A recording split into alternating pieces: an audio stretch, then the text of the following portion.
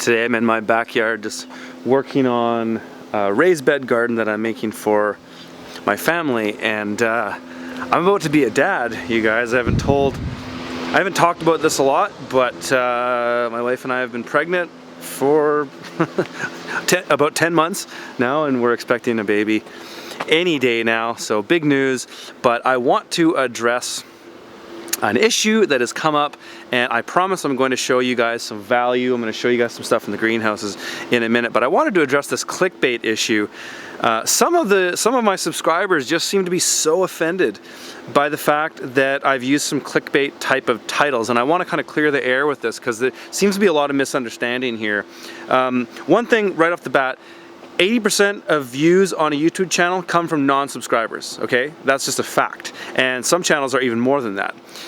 And the reality is, I put a ton of time into making free videos for people to encourage them to grow food and make a living for themselves, because I have a greater vision that I want to see more farms in the world than larger farms. I'd rather live in a world where there's millions of new small farmers, because I think there's so many beautiful things that come from that. That has always been my ambition with this channel. However, I am at a point now where I have invested over $10,000 in camera equipment, computer equipment, software, tripods, you name it, to make this content, and I also spend about 30 to 40 hours a week doing so, that I have to make a living at this, otherwise I can't afford to do it. I need to put my time into other things that are going to feed my family, essentially. So that's what it comes down to, and creating clickbait type titles is what brings in non-subscribers to watch my videos. And all you have to do is go onto my channel and look at my videos, go into the videos part, look at the list,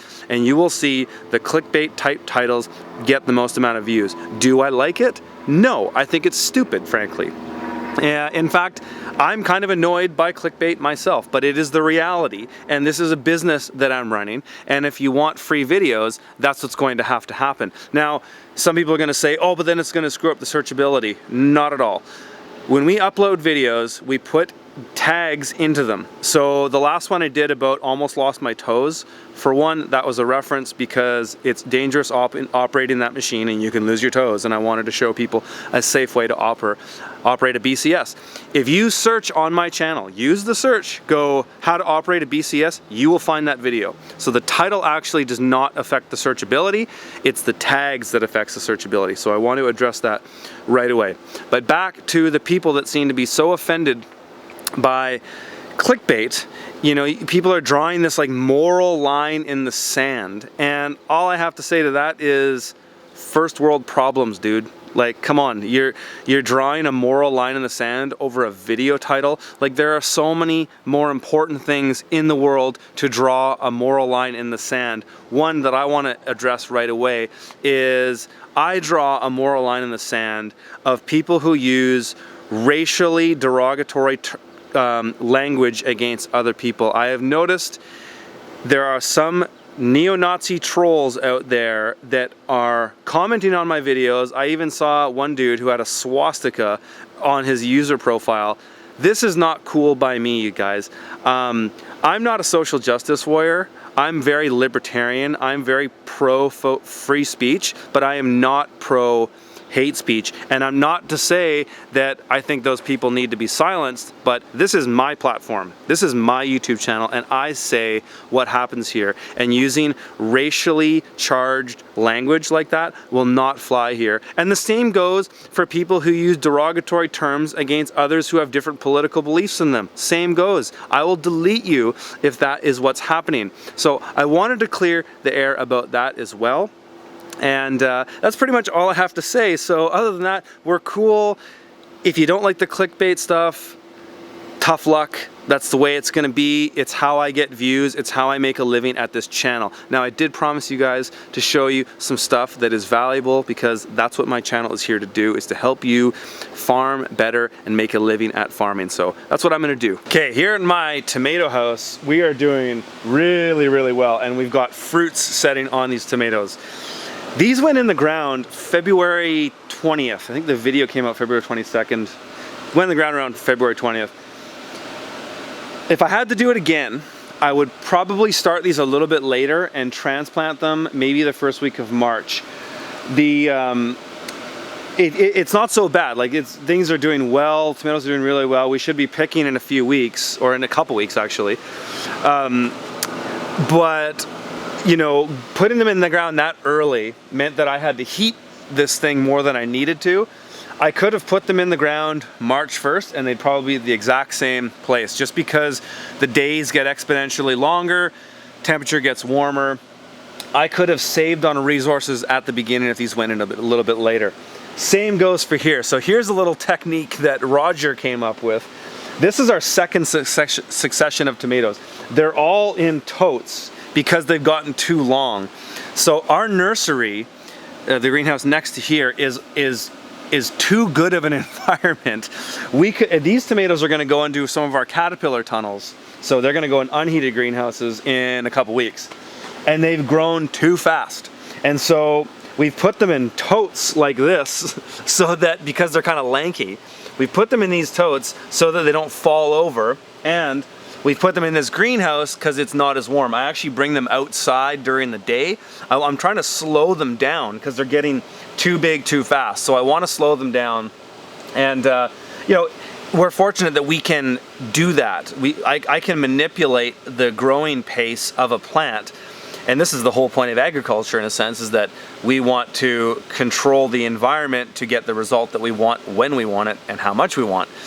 So that's what we're doing. We're slowing these down. I've essentially taken all of my tomatoes, my tomato stock, out of the nursery to slow it down, because things that were in here in our passive solar greenhouse nursery here have just grown too fast. And so what we've done in here, we've actually changed the space in here. I showed this in a last video. I've recently just added another shelf to here, but we've taken all the tomatoes out of here because it's too optimal. I mean, the nice thing about this greenhouse is it's very stable. Like, it stays at about 23 degrees night and day, which is fantastic. Whereas that one fluctuates a little bit more, that I was just in. And that's good because then I can take stuff out of it during the day, put them outside to slow them down, and bring them back in at night so they still stay warm. But in here, it's too stable that things just grow too fast. And so I want to slow our tomatoes down. Our basil vertical wall is doing really well. We'll probably be picking this stuff in maybe another week, growing super fast. This is a really cool product. This is from a company called Vicinity in South Africa. I've mentioned it before, but I think there's some really cool potential with this kind of product in with urban farming, because you can utilize it on walls and spaces where you normally couldn't grow stuff. So I will be monitoring all of the yield that I get from this to see where we're at. Now I'm going to show you one more thing. So our caterpillar tunnels in my neighbor's backyard are doing really well, and these are radishes here. And one thing that you get good at over time on a farm, especially when you plant the same type of crop over and over again, this is what I love about annual veg and quick growing veg, is that you see that crop cycle happen sometimes 50 times in a season, and so you really get a sense of where that crop is. And one thing that makes a good farmer, especially a farmer who can market their product well to their customers, is having the ability to guess the timing of crops to say, yes, in 2 weeks I'm going to have this product for sale. And that's right where these radishes are. So these were planted about 3 or 4 weeks ago. I don't know the date off by heart. It's on my spreadsheets, but I'm guessing that's how long it was. And right now we've got 2 really big true leaves, and we've got another set of true leaves coming in, as well as I can see the base of the color of the radish coming out.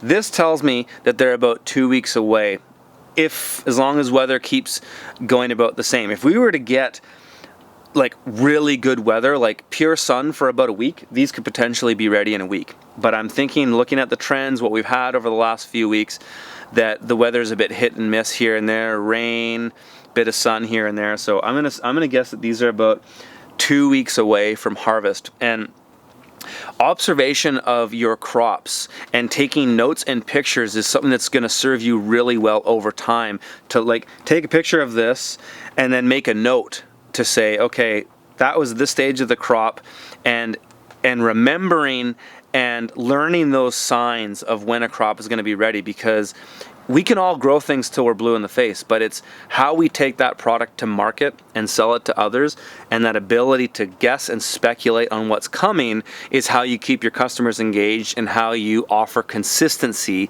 in your product. So I hope that has been somewhat of a helpful video for you guys. Today is Sunday. I'm taking most of the day off. I'm going to be working on this family garden for our newborn child and our family, and I'm going to have some fun. I'll talk to you guys later.